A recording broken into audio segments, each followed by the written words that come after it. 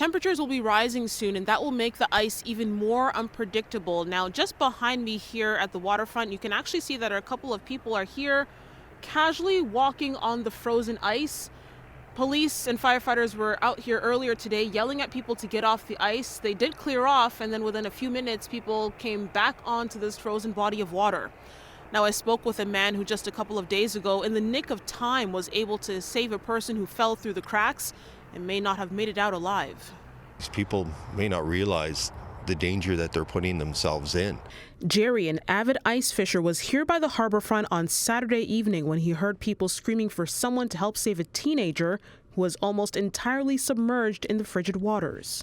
Ran out, crawled out the last of the ways to them, and was able to hook on to them on through their shoulders and under their arms with the hook, and then got him up to the ice and then had him kick as hard as he could to bring his body up and help bring him onto the edge. The 15-year-old boy is okay, escaping a situation that could have been fatal.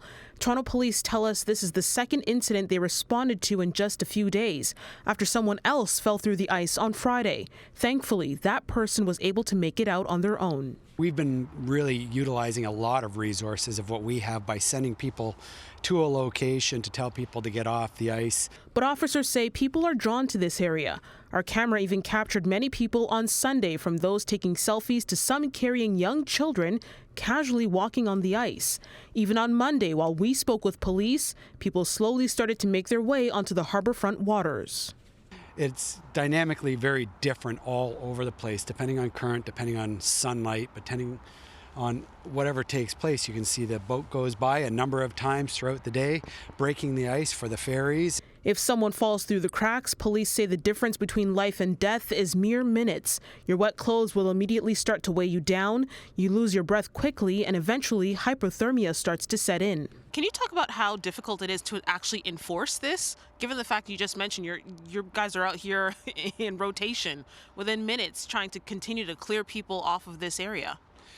At this moment in time, there is no law that's stopping somebody from going out on the ice. We were working with the Toronto Port Authority to try and make something happen. Police and folks like Jerry are hoping people will realize that no matter how stable it may seem, no ice is safe ice. You know, the old saying is, if you don't know, don't go. It's cracked much farther away from that open water than you realize, and it's just not worth the risk.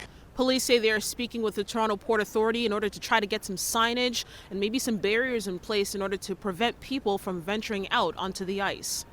Out by the harborfront, Afua Baah, City News.